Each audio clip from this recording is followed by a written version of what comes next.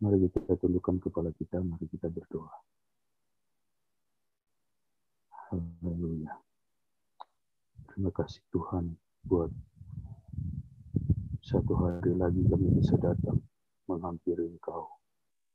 Terima kasih kalau kami punya satu kali kesempatan lagi merenungkan dan mendengarkan firman.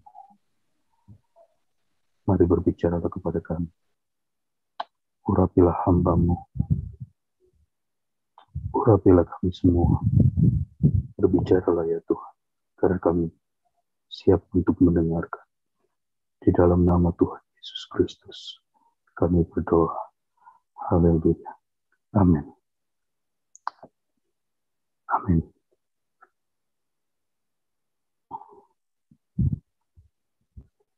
Apa suara saya cukup keras? Cukup? Jelas, Pak. Haleluya. Nah, Bapak Ibu Saudara, sebenarnya doa pagi ini merupakan satu penderitaan besar buat saya. Kalau dalam istilah bahasa Inggris itu kita kenal dengan orang yang night person dan orang yang morning person. Nah, saya itu orangnya orang yang aktifnya itu di malam hari, saudara. Jadi semakin malam itu otak saya itu semakin aktif gitu. Jadi waktu disuruh bicara di pagi hari, sering blank tuh, saudara. Ada juga orang yang memang aktifnya di pagi hari. Jadi kalau malam hari itu mereka tidur gitu. Saya sebenarnya sebaliknya, tapi karena waktu saya lebih muda dulu, ya sekarang juga belum tua-tua amat ya, tapi waktu saya lebih muda, saya seorang atlet. Nah, kenapa saudara perhatikan atlet itu bisa komit kepada rutinitas yang begitu-begitu saja selama bertahun-tahun? Kenapa, saudara? Rata-rata semua atlet itu tahu satu ungkapan yang menjadi bagian hidup dari kami semua. Kalau mereka komit aja tiap hari latihan jam 4 pagi sampai 21 hari. Setelah itu akan menjadi bagian dari hidup mereka. Awalnya Pak Thomas ajak saya doa pagi nih, saya bilang kasih saya beberapa waktu untuk mengadaptasi hidup saya dulu. Karena memang saya jarang bangun pagi, saudara, dan tidurnya memang malam. Seperti yang saya bilang, saya itu jenis orang yang night person. Jadi semakin malam itu otak saya semakin aktif tuh. Justru pada malam hari biasanya saya melakukan segala hal yang memang saya rencanakan untuk lakukan. Tapi waktu saya mulai mengadaptasi hidup saya, 21 hari saja, 21 hari. Sekarang saya kalau nggak bangun pagi, dan kita kan, saya sepertinya ikut doa sudah lebih dari sebulan ya, Pak Thomas. Jadi sekarang saya kalau nggak bangun pagi, saya rasa ada yang aneh gitu. Ada yang aneh. Walaupun kadang-kadang saya bangun, seperti hari Minggu, saya bangun pagi, terus saya akhirnya tidur lagi, karena memang tidurnya belum cukup. Tapi itu, saudara, saya berusaha untuk menyalipkan daging saya cuma ingat prinsip itu aja. Saya lakukan 21 hari. Dan itu akan jadi satu kebiasaan baru. Terus hal yang lain buat saya yang merupakan satu penderitaan, karena waktu giliran saya bawa renungan itu, saya nggak lihat wajah saudara.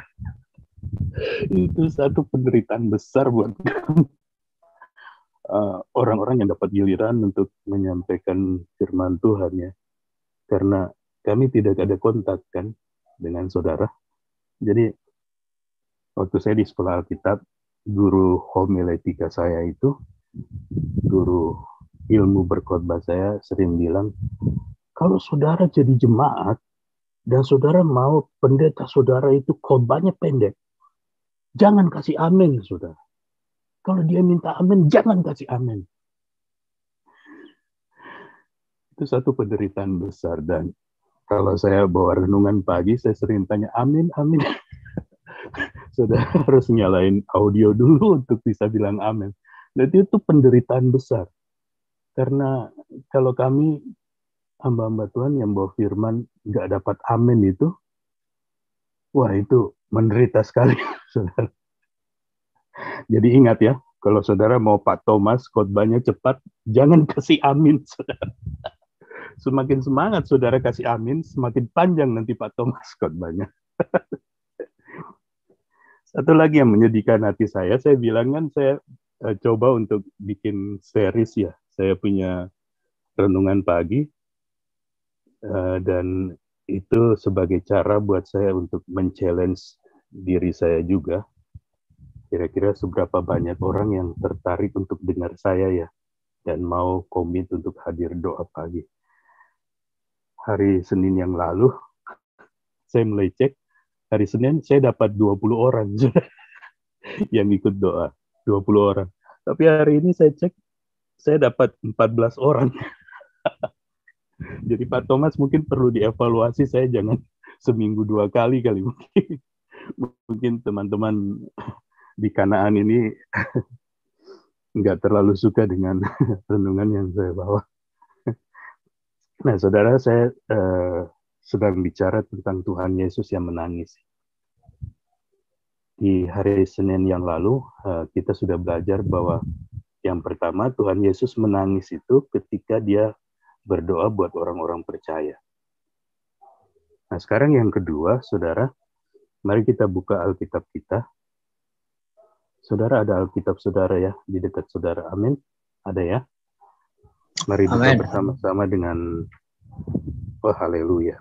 Sudah dapat satu amin, saya bisa lebih panjang pagi ini sepertinya. Haleluya. Bersama dengan saya dalam Yohanes pasal yang ke-11. Yohanes pasal yang ke-11. Kita akan baca ayat ke-33 sampai ayat yang ke-35. Ya, saudara, kalau kami undang saudara untuk ikut baca, untuk terlibat dalam kegiatan-kegiatan doa ini, entah ikut baca firman atau ikut turun mendoakan, itu nggak ada maksud lain, saudara. Itu semata-mata supaya saudara aktif dan melek di pagi hari, ya. Jadi saya minta tolong satu orang saudara atau saudari tolong bacakan buat kita semua Yohanes pasal yang ke-11 ayat ke-33 sampai ayat yang ke-35. Ayo, Enji baca Enji.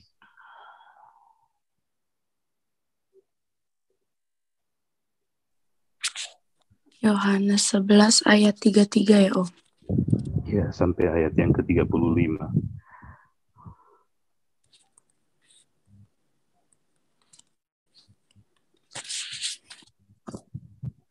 Sudah dapat? Sudah. Ya. Ketika Yesus melihat Maria menangis dan juga orang-orang Yahudi yang datang bersama-sama dia, maka masgulah hatinya. Ia sangat terharu dan berkata, di manakah dia kamu baringkan? Jawab mereka, Tuhan, marilah dan lihatlah. Maka menangislah Yesus. Nah, saudara perhatikan ayat ini ya.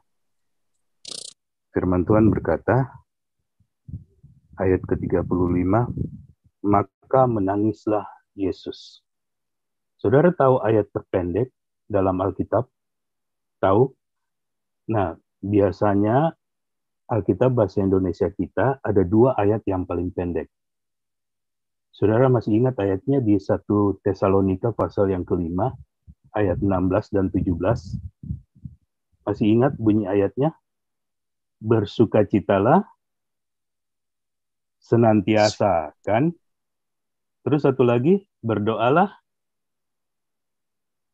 Tetaplah berdoa. Tetaplah berdoa. Nah, saudara, dalam Alkitab bahasa Indonesia kita memang kedua ayat itu, 1 Tesalonika pasal 5, ayat 16 dan 17 adalah ayat yang paling pendek. Tapi dalam bahasa Inggris, ketiga ayat itu terdiri dari 2 kata, saudara. 2 kata saja. Dan dari ketiga ayat ini, yang paling pendek, yang hurufnya paling sedikit, itu di ayat ke-35 tadi. Jesus wept. Tuhan Yesus menangis, saudara. Nah, yang pertama kita sudah lihat Tuhan Yesus menangis waktu berdoa buat orang-orang percaya. Yang kedua, Tuhan Yesus menangis pada saat kematian Lazarus. Saudara, ada 3 kata penunjuk yang penting dalam ayat-ayat yang kita baru saja baca. Yang pertama, kayaknya bukan hanya Angie ya, yang asing dengan ayat ini, saya yakin juga beberapa dari kita. Kata masgullah.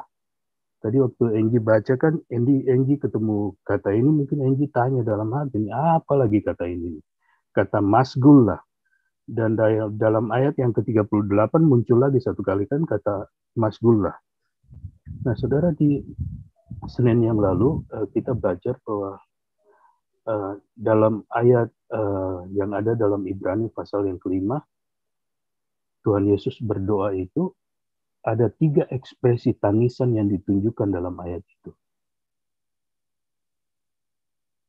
Di dalam ayat-ayat yang kita baca sekarang ini juga ada 3 ungkapan yang sangat penting, saudara. Yang pertama kata masgullah. Kata masgul itu seperti gambaran yang diberikan oleh penulis-penulis puisi.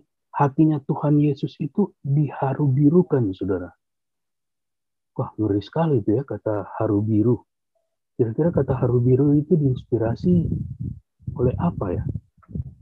Kalau saudara lihat lautan tenang, itu warnanya biru.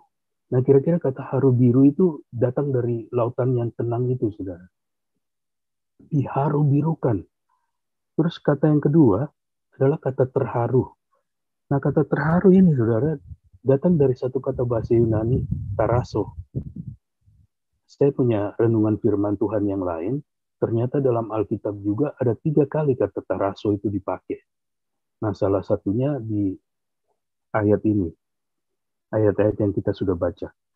Kata taraso itu kalau saudara suka bikin kue, waktu saudara aduk adonan kue itu, semakin adonan itu sudah mau kalis, adonan itu semakin pekat kan. Nah, kata taraso itu digambarkan dengan paling pas itu seperti mengaduk adonan yang pekat, saudara. Bayangkan hati Tuhan Yesus digambarkan seperti sedang teraduk-aduk ya. Wah, itu sangat menyakitkan. Terus kata yang ketiga adalah menangis. Jadi dia sudah maskul, hatinya diharu birukan. Hatinya seperti diaduk-aduk, dia sangat terganggu, dia sangat tersentuh. Lalu kemudian dia menangis. Nah, saudara, mengapa Tuhan Yesus menangis pada saat kematian Lazarus? Apakah dia menangis karena Lazarus itu mati? Nah, Alkitab memang gambarkan bahwa Lazarus itu adalah orang yang dikasihi oleh Tuhan Yesus. Kalau saudara perhatikan, saudara-saudaranya Lazarus, Maria dan Marta memberikan kesaksian bahwa memang Lazarus itu orang yang dikasihi oleh Tuhan. Di dalam ayat yang ketiga, saudara, pasal yang ke-11, Yohanes, kedua perempuan itu, Maria dan Marta, mengirim kabar kepada Tuhan Yesus, Tuhan, dia yang engkau kasihi itu sakit. Kemudian kesaksian Yohanes, saudara, penulis Injil Yohanes, Tuhan Yesus memang mengasihi Marta dan kakaknya dan Lazarus, ayat yang ke-5. Dan orang-orang Yahudi juga tahu Lazarus ini orang yang disayang sama Tuhan. Kata orang-orang Yahudi, ayat ke-36, lihatlah betapa kasihnya dia, Tuhan Yesus, kepadanya, kepada Lazarus. Nah, saudara, apakah Tuhan Yesus menangis karena Lazarus mati?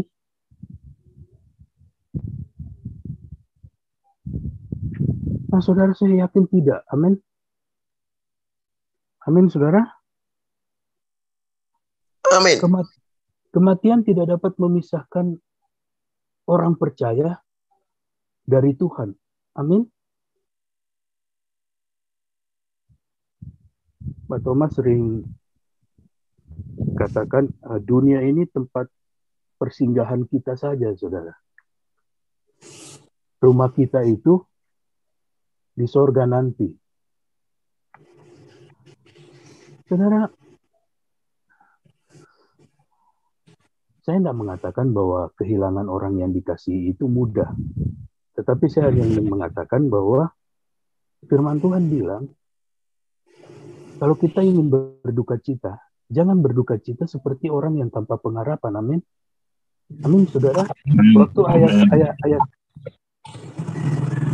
ayah saya meninggal, saya juga kehilangan, saudara. Untuk beberapa saat, saya sedih. Saya nangis. Saya nggak hilangkan dari otak kebaikan dan masa-masa yang saya jalani bersama dengan ayah saya. Tetapi jangan seperti orang yang tanpa pengharapan. Amin. Saya percaya bahwa ayah saya sudah ada di tempat yang lebih nyaman daripada ketika dia mengakhiri hidupnya dalam keadaan sakit. Apakah Tuhan Yesus menangis karena orang-orang Yahudi dan Maria dan Marta itu menangis? Saya yakin tidak, saudara. Tangisan Tuhan Yesus lain. 3 kata yang menggambarkan tangisan Tuhan Yesus tadi. Hatinya masbuk, hatinya seperti teraduk-aduk, dia sangat terganggu, dan dia menangis. Ungkapan yang paling pas mungkin dalam bahasa Inggris ya. He burst in tears. Tuhan itu kalau mau digambarkan saat itu, saudara, dia seperti meledak dalam tangisan gitu, saudara. He was deeply moved in the spirit and trouble. Hatinya itu seperti diaduk-aduk, dia sangat terganggu, saudara. Itu yang menggambarkan keadaan hati Tuhan Yesus. Kenapa Tuhan Yesus menangis, saudara? Tuhan Yesus menangis setelah saya renungkan bagian firman Tuhan ini.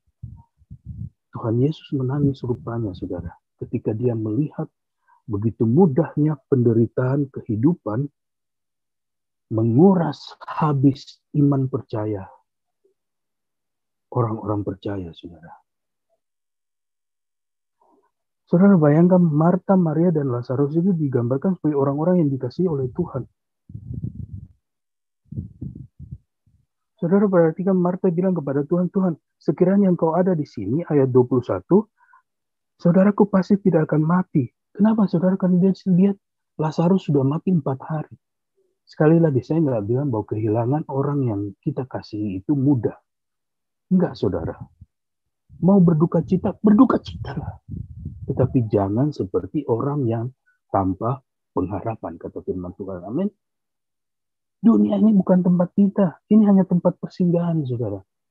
Penderitaan kita yang sesaat ini tidak bisa menggambarkan kemuliaan kekal yang menanti kita nanti di sorga. Marta percaya, saudara, bahwa Tuhan adalah Mesias, anak Allah yang hidup. Dia yang akan datang kembali. Tetapi rupanya Marta tidak percaya bahwa Tuhan Yesus bisa menolong dia. Di dalam ayat yang ke-24, Marta bilang, aku tahu bahwa dia akan bangkit, Tuhan, tapi bukan sekarang. Pada waktu orang-orang bangkit pada akhir zaman. Under pressure. Nah, saudara, buku ini sudah diterjemahkan oleh penerbit Gandum Mas dan judulnya dalam bahasa Indonesia, Anugerah dalam Kesesakan. Di dalam buku itu, Vanellope Stokes sebenarnya menceritakan banyak pengalaman pribadinya dengan Tuhan, saudara. Yang menarik, dia bilang begini, saudara. Jikalau kita bertanya-tanya, mengapa Tuhan izinkan kita ada dalam keadaan seperti kita sekarang ini? Dia bilang begini, saudara. Ingatlah, itulah saat ketika dia sedang memeluk kita dengan kasih karunia-Nya yang besar. Waktu saudara sedang bertanya-tanya, di mana Tuhan? Di tengah penderitaan yang begitu berat, di mana Tuhan? Tuhan sedang memeluk kita dengan kasih karunia-Nya yang besar. Saya mau tutup dengan satu cerita. Saudara tahu kisah di balik footprints in the sand, jejak-jejak kaki yang ada di pasir, yang biasanya dibikin dalam bentuk puisi, dibingkai, digantung di tembok-tembok rumah orang percaya itu. Ada lagunya juga, Footprints in the Sand. Nah, saudara, sebenarnya kata-kata itu terinspirasi oleh seorang guru Kristen namanya Margaret Fishbeck, ya, saudara. Margaret Fishbeck ini seorang guru Kristen. Dia guru Kristen untuk anak-anak Indian. Nah, saudara, Satu saat waktu Margaret Fishburne bersama tunangannya ini mencari satu tempat buat retret di Kanada. Lalu kemudian mereka melewati, sebenarnya ini bukan gambarnya bukan laut, saudara, tetapi Danau Echo. Dan memang di daerah Toronto, katanya bagian utara itu ada Danau Echo dan indah sekali. Dan waktu itu Margaret bilang ke tunangannya, Paul, yuk kita berhenti dulu. Kita jalan-jalan di pasir. Nah, pengalaman jalan-jalan di pasir itu begitu menyentuh si Mergy ini, sampai waktu dia sedang tidur, saudara. Sementara dia tidur, dia terbangun di malam hari, antara sadar dan tidak sadar, lalu dia kemudian tuliskan kata-kata ini. Nah, kata-kata ini saya sudah terjemahkan ke dalam bahasa Indonesia ya. Dia bilang, pada suatu malam aku bermimpi, aku sedang berjalan di tepi pantai bersama dengan Tuhan. Di bentangan langit gelap, tampak kilasan peristiwa kehidupanku. Di tiap peristiwa aku melihat ada dua pasang jejak kaki di pasir. Satu pasang jejak kakiku sendiri, dan yang lain itu jejak kaki Tuhan. Ketika peristiwa terakhir kehidupanku terlintas di hadapanku, aku menengok kembali ke jejak kaki yang ada di pasir itu. Di situ ternyata hanya ada satu pasang jejak kaki. Aku menyadari peristiwa itu adalah peristiwa tersulit dan paling menyedihkan dalam kehidupanku. Ini mengganggu perasaanku. Maka aku bertanya kepada Tuhan, Tuhan, Engkau berkata jika aku mengikuti Engkau akan berjalan, bercakap-cakap denganku selama-lamanya. Namun ternyata pada masa-masa yang paling sulit dalam hidupku, Tuhan, aku menemukan hanya ada satu pasang jejak kaki. Aku tidak mengerti, Tuhan, mengapa justru pada saat aku membutuhkan-Mu, Engkau meninggalkan aku. Lalu kemudian Tuhan berbisik, anakku, anakku yang kukasihi. Aku mencintaimu dan takkan pernah meninggalkanmu. Pada saat yang paling sulit dan penuh bahaya sekalipun, ketika kamu melihat hanya ada satu pasang jejak kaki itu adalah jejak kakiku. Itulah saat ketika aku menggendong kamu. Saudara, saya tidak tahu masa-masa yang saudara lewati saat-saat ini. Tapi iman orang percaya bisa membuat Tuhan terheran-heran, saudara. Tapi iman orang percaya juga bisa buat Tuhan menangis. Begitu mudah. Hari Minggu nyanyi sorak-sorai. Waktu ditanya apakah engkau percaya Tuhan bisa menolong engkau? Iya, aku percaya. Dia Tuhan yang besar. Dia Tuhan akan datang menghakimi dunia. Tapi apakah kita percaya Tuhan bisa menolong kita? Penelope Stokes bilang, kalau sedang bingung, gak tahu jawaban untuk kehidupan ini, diam aja, saudara. Sadari bahwa itulah saat ketika Tuhan sedang memeluk kita dengan kasih karunia-Nya yang besar. Haleluya. Haleluya. Haleluya. Saya serahkan kepada pemimpin doa pagi hari. Ya, puji Tuhan. Haleluya, puji Tuhan. Haleluya. Haleluya. Saya hidupin. Mama mandi dulu. Haleluya. Terima kasih Bapa di sorga. Terima kasih buat firman-Mu. Kami percaya Tuhan Yesus. Haleluya. Bahwa Engkau Allah yang bisa merasakan apa yang kami rasakan. Jauh melebihi, ya Tuhan, apa yang kami ketahui. Jauh melebihi apa yang bisa kami lihat, ya Tuhan. Bahwa Engkau tidak pernah jauh dari kami. Terima kasih Bapa di sorga, terima kasih. Haleluya, berkati terus hamba-Mu Pak Jeffrey, ya Tuhan. Yang sudah melayani sehingga haleluya hidupnya semakin dipakai Tuhan. Pagi ini kami menyadari bahwa ya Tuhan, Engkau melihat semua. Engkau mengerti semua apa yang sedang kami butuhkan, apa yang sedang kami alami. Bahkan di saat-saat yang terberat sekalipun, Engkau sedang menggendong kami ya Tuhan. Gadamu dan tongkat-Mu, ya Tuhan, menghibur kami. Di saat kami melewati lembah kekelaman ya Tuhan. Haleluya Tuhan. Engkau beserta dengan kami. Terima kasih Bapa di sorga, terima kasih. Haleluya, terima kasih. Mari kita menaikkan doa